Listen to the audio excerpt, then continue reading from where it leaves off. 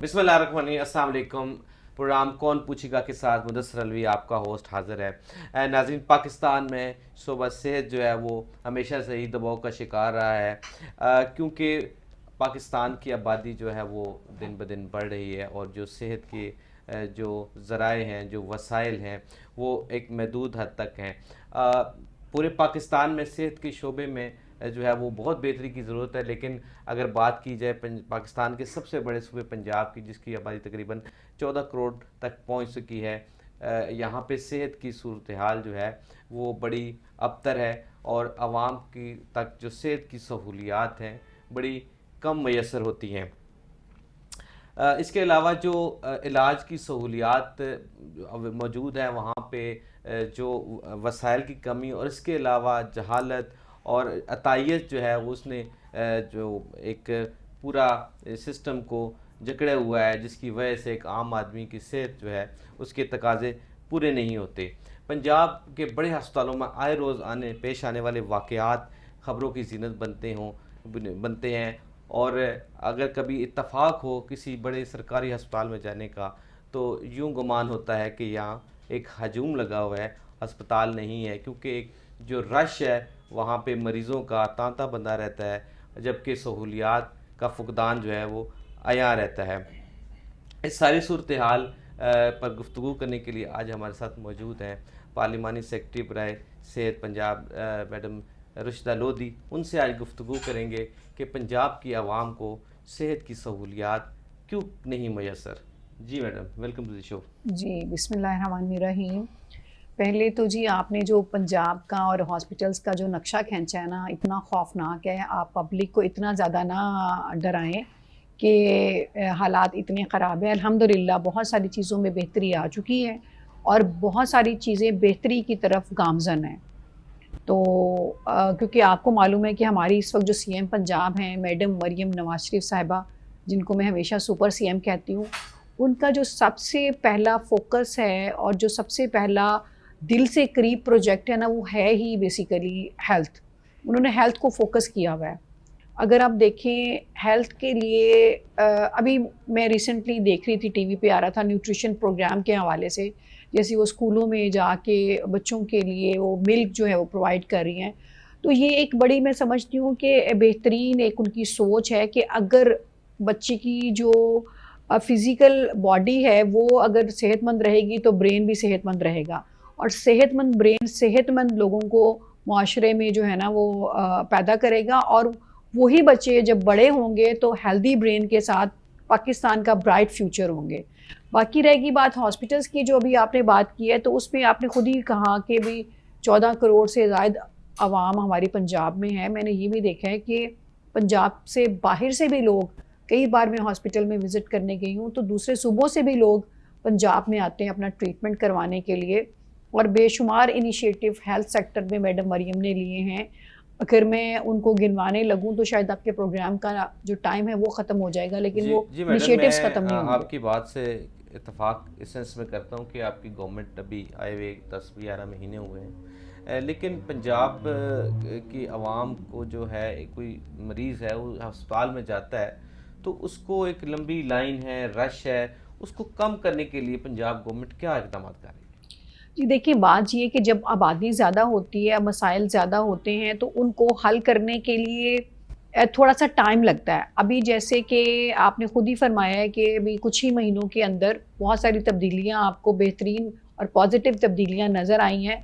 मैं आपको ये बताती चलूँ कि मैडम मरियम ने अपनी पहली स्पीच में जो-जो भी प्रोजेक्ट्स दिए, जो-जो भी बात उन्होंने की, वो सिर्फ़ बातों की हद तक नहीं थी। मैं समझती हूँ कि बहुत सारी और भी पार्टी हैं जिनके पास तो करने को बातें भी नहीं थी, जिनके पास तो कोई ज़ुबानी कलामी प्लान भी नहीं था। यहाँ तो ना सिर्फ पहली स्पीच में प्लान्स बताए गए, बल्कि इनिशिएटिव लेके उनमें से मेजॉरिटी प्लान्स लॉन्च हो चुके हैं, लोग उससे इस्तिफ़ादा हासिल कर रहे हैं।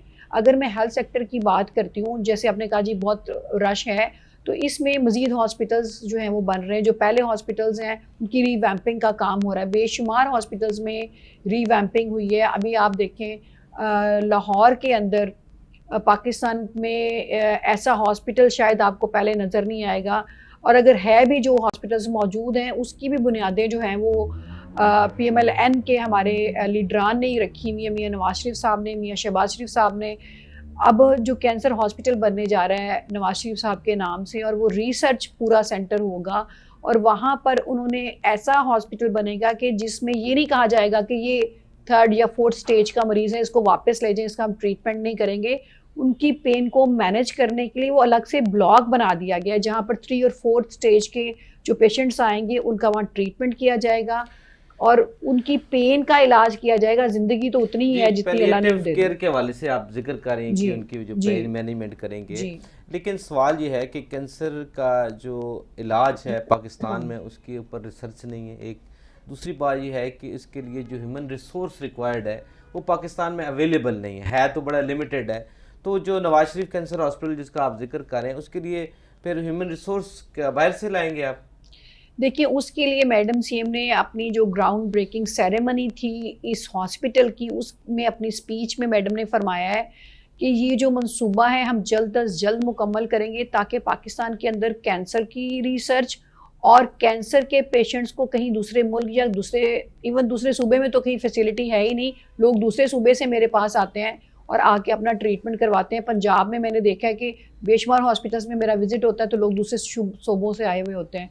तो ये जो भी चीज़ हमें पाकिस्तान में या पंजाब के अंदर हेल्थ में बेहतरी लाने के लिए जो भी हमें करना पड़ेगा, मैडम ने कहा जी मेरे लिए, क्योंकि ये पब्लिक का पैसा है और पब्लिक की सेहत पे लगना चाहिए। पिछले दिनों जो चाइना का विजिट था सीएम पंजाब का, उस दौरान एक खबर फ्लैश हुई कि कैंसर के हवाले से कोई नई टेक्नोलॉजी ट्रीटमेंट के लिए ला रहे हैं, उसके बारे में क्या तफसीलात है? कोई वाकई ही टेक्नोलॉजी ट्रांसफ़र का कोई एग्रीमेंट जी हुआ है? देखिए, मैडम ने वो भी यहाँ पर जब वो पाकिस्तान आई हैं तो उन्होंने बड़ा इंटरेस्ट लिया, चूँकि कैंसर का हमारा हॉस्पिटल बनने जा रहा है और बहुत माशाल्लाह स्पीड के साथ उसकी तामीर हो रही है। तो वो जो लेटेस्ट टेक्नोलॉजी जो भी ऑल ओवर द वर्ल्ड जो भी लेटेस्ट टेक्नोलॉजी कैंसर जैसे मर्ज़ और इस तरह के जो बाकी अमराज हैं मूजी, उनके लिए जो लेटेस्ट टेक्नोलॉजी हमें चाहे चाइना से या जहाँ से भी लानी पड़ेगी वो इंशाल्लाह ताला आएगी पाकिस्तान। अच्छा, ये बताइएगा कि सरकारी वसाइल तो चलें जितने भी हैं उसको बरोकार ला के गरीब आदमी के इलाज के लिए गवर्नमेंट एफर्ट करती है, लेकिन आए दिन जो हड़ताल है, ख़ास तौर पर जो यंग जो डॉक्टर्स की तरफ से हड़ताल है या मुख्तलिफ जो शोबाजात हैं, कई नर्सेज हैं या पैरामेडिकल स्टाफ है, वो उनकी हड़ताल की वजह से इलाज जो है वो उसमें बड़ा खलल आता है, उसके लिए गवर्नमेंट क्या करेगी? देखिए, अभी मैं आपको ये बताऊं कि जो डॉक्टर्स और नर्सेज हैं, ये मैं समझती हूँ कि इनका ये एक मसीहा है कौम के, और जो मसीहा होता है उसको अल्लाह ताला ने शायद अपनी कौम की खिदमत करने के लिए ही भेजा। और ख़ास तौर पर मेरे पास तो जब भी कोई डॉक्टर या नर्स आती है तो मैं उनको हमेशा ये एडवाइस करती हूँ कि अल्लाह ताला ने आपको चुना है और आप ज़िंदगी तो नहीं बढ़ा सकते लेकिन क्वालिटी ऑफ लाइफ और हेल्थ जो है लोगों को प्रोवाइड कर सकते हैं। तो इसके लिए कोशिश ये की जा रही है कि नर्सेज और डॉक्टर्स को भी बेहतरीन जो भी हमारे पास हमारे रिसोर्सेज हैं उसके मुताबिक रहते हुए उनको भी फैसिलिटेट किया जाए। मुनासिब नहीं है कि कोई एग्रीवेंसेस कमेटी कोई डिपार्टमेंट लेवल पे या डिस्ट्रिक्ट लेवल पे ऐसी बनाई जाए ताकि जो कॉन्फ्लिक्ट जो है वो उसको रिजॉल्व वहाँ किया जाए और हड़ताल की नौबत क्यों आए? जी बिल्कुल ठीक है, लेकिन देखिए ये जो आपने बात की ना कि हड़ताल की नौबत ही क्यों आए, किसी भी चीज़ में इसकी जो हड़ताल है या एजिटेशन है या इख्तलाफात हैं वो कभी भी नहीं रुका करते। ज़िंदगी के साथ जब चीज़ें आगे बढ़ती हैं तो इख्तलाफात भी होते हैं, इत्तफाक भी होते हैं। और जो आपने कहा है कि जी ऐसी कमेटी होनी चाहिए, ऐसा फोरम होना चाहिए, ऑलरेडी बहुत सारी ऐसी कमेटीज़ बनती भी हैं और आगे भी उसका इरादा है बनाने का कि जिसमें डॉक्टर या नर्सेज से रिलेटेड जो प्रॉब्लम्स हैं उनको रिजॉल्व किया जाए। अच्छा, मैडम ये बताइएगा कि जो वसाइल हैं गवर्नमेंट की उसमें कैपेसिटी भी बढ़ रही है और पिछले दिनों हमने कहा जो न्यूज़ में सुना कि जो अद्वियात है वो घर भी पहुंचाने का जो है वो गवर्नमेंट का प्लान है, लेकिन जो मरीज़ अस्पताल जाते हैं उनको तो अद्वियात मिलनी चाहिए, वो वहाँ पे भी कमी अक्सर देखी गई है अस्पतालों में। देखिए, किसी वक्त हो सकता है कि किसी एक आध मौके पे कभी ऐसा हो जाए कि ना कोई ऐसी मेडिसिन अवेलेबल हो, वरना मैं जब भी हॉस्पिटल्स में जाती हूँ, विजिट करती हूँ, मैं खुसूसन अभी मैं रिसेंटली गई हुई थी सर्विसेज हॉस्पिटल में, पेशेंट से मैंने पूछा है तो मुझे पेशेंट ने कहा जी हम सेटिस्फाई हैं, हमें मेडिसिन भी मिल रही है, हमारा इलाज भी हो रहा है और तमाम हॉस्पिटल्स में फ्री अद्वियात दी जा रही हैं। मैडम मरीम का तो ख़ास फोकस है इसके ऊपर। सही। अच्छा, ये जो बड़े अस्पतालों में रश का मामला है, ये इसके मल्टीपल सॉल्यूशन पे काम किया जाता है, लेकिन अगर ऐसा हो जाए कि रेफरल सिस्टम हो, लाइक वाइज अगर कोई बीएचयू का पेशेंट है वो रेफ़र हो के फिर आरएचसी में जाए या आरएचसी से टीएचयू जाए, और उसके बाद जो है वो जो टर्शरी केयर के अस्पताल हैं स्पेशलाइज जहाँ पे स्पेशलिटीज़ होती हैं, तो अगर ऐसा निज़ाम हो जाए तो ये आपकी जो अस्पतालों का लोड कम नहीं हो सकता?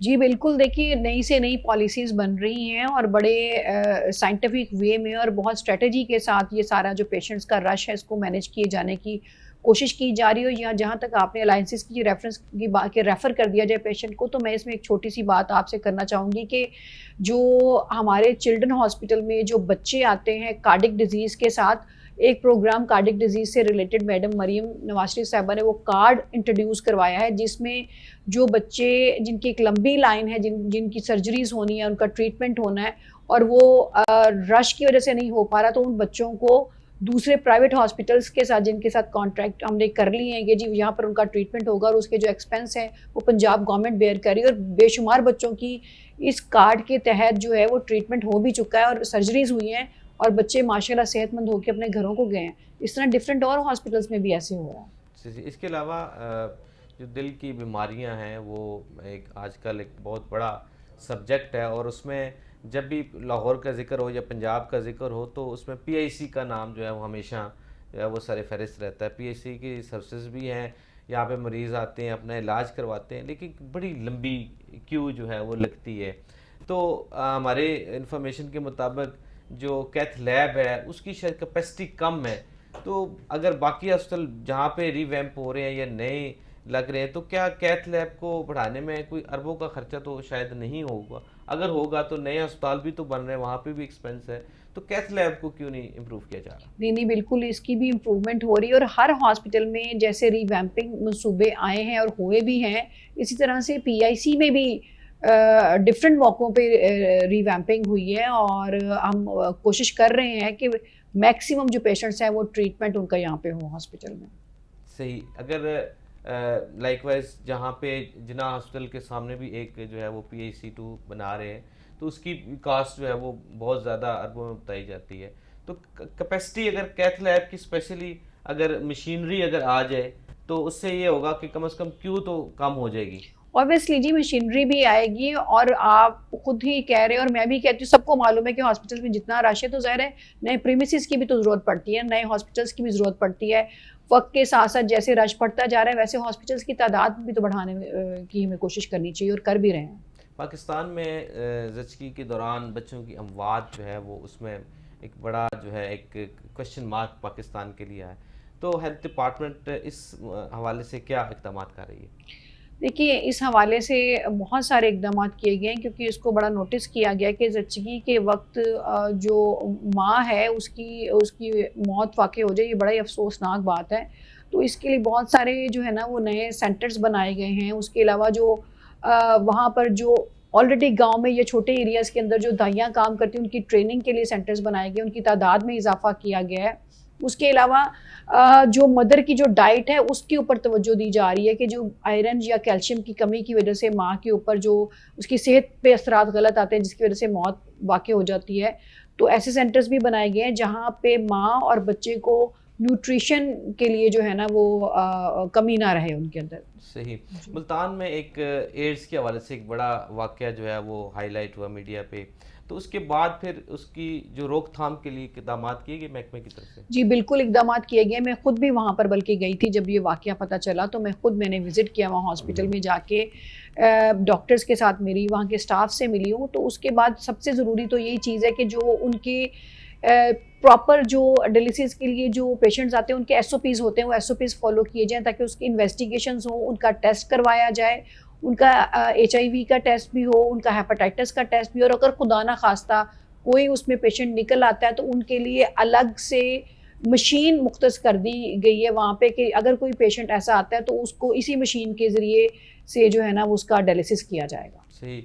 जैसे आपने बताया कि जो CM पंजाब हमारी मरियम नवाज शरीफ, उनकी जो फोकस है ख़वातीन के हवाले से, उनके प्रोजेक्ट्स काफ़ी हैं हमने देखे, तो सेहत के हवाले से ख़ास करके जो CM पंजाब है उनका क्या इनिशिएटिव हैं जो ख़वातीन जो पंजाब में सेहत के हवाले से जो एक कमी देखी जा रही है सेहत के हवाले से, उसमें पंजाब गवर्नमेंट कैसे उसको देख रही है? देखिए, मैंने आपको पहले भी बताया है कि पंजाब गवर्नमेंट ने अभी बहुत सारे ऐसे हॉस्पिटल्स हैं और बहुत सारे ऐसे सेंटर्स हैं जहाँ पर ऐसी ख़वातीन जो प्रेग्नेंट हैं या जो ऐसी ख़वातीन हैं जिनकी हेल्थ के हवाले से उनको प्रॉब्लम है, तो उनके लिए सेंटर्स बना दिए गए हैं जहाँ पर उनका बाकायदा अलग से एलोकेट कर दिए गए हैं कि यहाँ पर सिर्फ वही ख़वातीन आएंगी जिनको न्यूट्रिशन की कमी से ज़च्चगी में प्रॉब्लम आती है, तो उन ख़वातीन का वहाँ पर ट्रीटमेंट किया जाता है। और उनको इवन बाज़ जगहों पर तो ये भी है कि अभी गंगाराम में भी मेरी डॉक्टर साहिबा से बात हो रही थी, तो वहाँ पर उनके लिए उनको खुराक भी मुहैया की जाती है। इवन सही। तो ख़वातीन के हवाले से जैसे आप खुद खातून हैं, एक आपका सियासत में तजर्बा है, आपका जो है वो लॉ प्रैक्टिशनर भी हैं, तो ख़वातीन के लिए अब कितनी आसानी है प्रोफेशनल लाइफ में आने के लिए, और क्या उनके लिए मज़ीद इक़दाम किए जा रहे हैं? देखिए, मैं समझती हूँ कि मैडम सीएम ने जैसे कि कहा था अपनी पहली तकरीर में कह दिया था कि जो ख़वातीन है ना वो मेरी रेड लाइन है, उनसे रिलेटेड कोई भी मसला मैं प्रायोरिटी बेस पे उसको रिजॉल्व करूँगी। जब आप फील्ड में काम करने के लिए निकलते हैं, ख़वातीन फील्ड में काम करने के लिए निकलती हैं, तो सबसे बेहतरीन चीज़ ये है कि उनको जो एटमॉस्फेयर है, जो माहौल है, वो महफूज होना चाहिए। खातून अगर दफ्तर में बैठ के काम करती है तो देखिए हरासमेंट एक्ट आ गया, किसी खातून को इवन आप ज़्यादा देर स्टेयर नहीं कर सकते, उसको स्टेयर करेंगे घूरेंगे तो वो भी हरासमेंट की कैटेगरी में आ जाता है। तो जब ये प्रोटेक्शन मिलती है, प्रोटेक्शन सेंटर्स बन गए हैं, एक कॉल के ऊपर जो है वो खातून को अगर कहीं ख़तरा महसूस होता है तो एक कॉल पे रेस्क्यू करने के लिए नुमाइंदा जो है वो पहुंच जाता है। तो मैं समझती हूँ कि सबसे ये बहुत एक बेहतरीन मिसाल है। इससे ज़्यादा ख़वातीन के लिए काम ना मैं समझती हूँ पहले हिस्ट्री में हुआ है, और शायद इस रिकॉर्ड को अगर कोई ब्रेक करेगा तो वो खुद मैडम मरियम ही शायद ब्रेक करें इसको। सही। आपका अपना पर्सनल जो प्रोफेशनल एक्सपीरियंस है वो कैसा रहा? आप कानूनदान आप बने और उसके बाद जो है वो सियासत में आई, अपनी सफ़र ज़िंदगी के बारे में बताइएगा। जी, मेरा ज़िंदगी का जो सफ़र है उसमें as a student of law मैंने अपनी फ़ील्ड से मुझे मोहब्बत है, और जब मैं अपनी फ़ील्ड में आई हूँ मैं एक प्रोफेशनल लॉयर हूँ, और मेरा ओढ़ना बिछोना ही वकालत आप कह सकते हैं रहा है। लेकिन जब से ज़िम्मेदारियाँ बढ़ गई हैं, लीडरशिप ने ट्रस्ट किया और इन कंधों पे ज़िम्मेदारियाँ डाली हैं, तो अब कोशिश करती हूँ कि पब्लिक की, अपनी आवाम की खिदमत करूँ। लेकिन बहैसियत वकील मैंने अपने प्रोफेशन को बहुत ही खूबसूरत पाया, और मैंने अल्लाह के फ़ज़ल से बग़ैर किसी की सपोर्ट के, अपने माँ बाप की दुआओं के साथ, अल्लाह ताला के करम के साथ अपनी फ़ील्ड में अपना नाम खुद बनाया है। मुझे कोई भी मेरी फ़ैमिली में कोई पहले वकील नहीं था कि जिसको मैं देख के इंस्पायर हुई और फिर मैं इस फ़ील्ड में आ गई। यूजुअली कहा जाता है ये मैन डोमिनेटिंग फ़ील्ड है, लेकिन शुक्र है अल्लाह पाक का कि मैंने मेहनत और मुस्तकिल मिजाजी के साथ और अल्लाह ताला के करम और अपने माँ बाप की दुआओं के साथ इस फील्ड में अल्हम्दुलिल्लाह अल्लाह ताला ने मुझे कामयाब किया। और मैं अपनी बाकी बहनों और बेटियों को भी ये मैसेज देना चाहूँगी कि आपकी फ़ील्ड कोई भी है, किसी भी प्रोफेशन में आप काम करते हैं, किसी भी जगह पे अगर आप बैठे हैं तो वहाँ पर दो चीज़ें हैं जो आपने अपना लेना तो आपकी वो सक्सेस है। पहली है मेहनत और दूसरी है मुस्तकिल मिजाजी। अगर ये दो चीज़ें हों और पूरी डेडिकेशन के साथ हम काम करें तो चाहे प्रोफेशन कोई भी हो, ख़वातीन के लिए रास्ते खुले हैं। और इस वक्त जिस वक्त के हमारी सीएम पंजाब खुद एक ख़ातून है और वो पहली ख़ातून चीफ़ मिनिस्टर हैं, तो इस वक्त ख़वातीन के काम करने के लिए जो माहौल है बहुत ही साजगार है। और यही वजह है तो कि ये कहा जा ख़वातीन रहा है कि पंजाब जो है वो ख़वातीन के हवाले कर दिया गया। जी अब ये बिल्कुल, सुनने देखिए को अभी आप मिल रहा है। देखिए सिंध में आपको पता है कि एहसन साहब गए हैं तो वहाँ पर सिंधी ताजरान ने भी ये कहा है कि हमारे सूबे में हमें मैडम सीएम जो है ना मरियम नवाज शरीफ साहबा कुछ अरसे के लिए दे दें ताकि हमारे सूबे में भी कुछ बेहतरियाँ लाई जा सकें। इतने प्रोजेक्ट्स उन्होंने इंट्रोड्यूस करवाए, ना सिर्फ इंट्रोड्यूस करवाए बल्कि लॉन्च करके अब लोग उससे फ़ायदा भी हासिल कर रहे हैं और फ्रूटफुल भी हो रहे हैं। सही। और मैं एक चीज़ ज़रूर आपको बताना चाहूँगी, चूँकि मेरा हेल्थ के हवाले से आप मेरे पास आए हैं, तो मैं कई दफ़ा ऐसा हुआ है कि मैं डिफरेंट हॉस्पिटल में, ये भी रिसेंटली मैं चिल्ड्रन हॉस्पिटल गई तो वहाँ एक बच्चा था, उसकी माँ थी। मैंने पूछा आप कहाँ से आए हैं? उन्होंने कहा जी हम अफ़गानिस्तान से आए हैं। वो अपने बच्चे का ट्रीटमेंट करवाने के लिए लाहौर के चिल्ड्रन हॉस्पिटल में आए हुए थे अफ़गानिस्तान से। एक और बच्चा मिला, मैंने उनसे पूछा आप कहाँ से आए? उन्होंने कहा जी हम केपीके से आए हैं, हम खैबर पख्तूनख्वा से पंजाब अपना अपने बच्चे का ट्रीटमेंट करवाने के लिए आए हैं। और मैडम एक माँ की हैसियत से हमेशा उन्होंने अपने दिल के दरवाजे और अपने सूबे के दरवाजे खोले हुए हैं। यहाँ पर कोई पाबंदी नहीं है पंजाब के अंदर कि कोई हॉस्पिटल में ऐसा पेशेंट किसी दूसरे सूबे से आए तो हम उसको ट्रीटमेंट ना करें। पंजाब में, पंजाब के अस्पतालों में ना सिर्फ पंजाब के शहरियों का बल्कि दूसरे सूबे से आने वाले शहरी और बीमारों का और मरीज़ों का इलाज होता है। अच्छा, ये बताइएगा कि पंजाब में जो इस वक्त ह्यूमन राइट्स की जो है वो क्या पोजीशन है? क्या आम आदमी को जो के हकूक़ हैं वो उसको मिल रहे हैं, या उसको जो इंसाफ के तकाजे उसके लिए सबके लिए बराबर हैं? इस हवाले से आपका क्या ख्याल है? देखिए, जहाँ तक ह्यूमन राइट्स की आप बात करते हैं तो ये तो बड़ी एक वसी जो है ना वो बात है। ह्यूमन राइट्स 100% तो मैं समझती हूँ किसी भी चीज़ पे 100% सेटिस्फेक्शन तो कभी भी इंसान की नहीं होती है, लेकिन बहुत सारी चीज़ें ऐसी हैं जो पहले से बहुत बेहतर हो रही हैं। अभी 1 साल भी मुकम्मल नहीं हुआ, सिर्फ़ और सिर्फ 10 महीनों के अंदर अंदर मैडम मरियम ने जो अपने मंसूबे और ह्यूमन राइट्स के हवाले से भी जो मंसूबे वो इंट्रोड्यूस कराएं, और ये ह्यूमन राइट्स ही तो है ना। देखिए, खातून को अगर एक महफूज फ़ज़ा और एक महफूज माहौल मिल रहा है और वो अपना काम कर रही है, तो एज ए ह्यूमन बीइंग वो जितनी कंफर्टेबल होगी वो अपनी आउटपुट ज़्यादा अच्छी दे सकती है। आपने बतौर खातून वकील जो है अपनी सियासत भी रखी, और आप बार में भी जो है वो एक्टिव नज़र आई। तो ख़वातीन वकला के अंदर जो वकला की सियासत है उसमें कितने मौक़े हैं? देखिए, ख़वातीन, मैं मानती हूँ कि बहुत मुश्किलात हैं, लेकिन उन्हीं मुश्किलात में से अगर मैं निकल कर आ सकती हूँ, और मैं इस वक्त पूरे पाकिस्तान के अंदर वाहिद खातून मेंबर जी जी। पंजाब बार काउंसिल हूँ जिसने इलेक्शन कंटेस्ट किया, और कंटेस्ट करने के बाद वो जनरल सीट पे कोई स्पेसिफिक या मखसूस सीट नहीं होती। मैंने पूरे पंजाब में इलेक्शन कंटेस्ट किया और अल्लाह के फजल से अल्हम्दुलिल्लाह मैंने विन किया।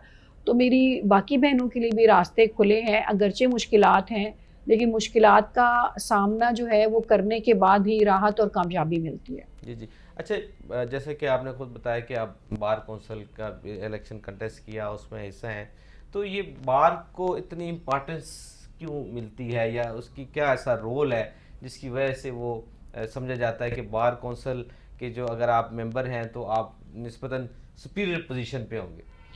देखिए, ये बड़ा अच्छा आपने सवाल किया है। दो बॉडीज़ होती हैं लॉयर्स की, एक होती है बार एसोसिएशन और एक होती है बार काउंसिल।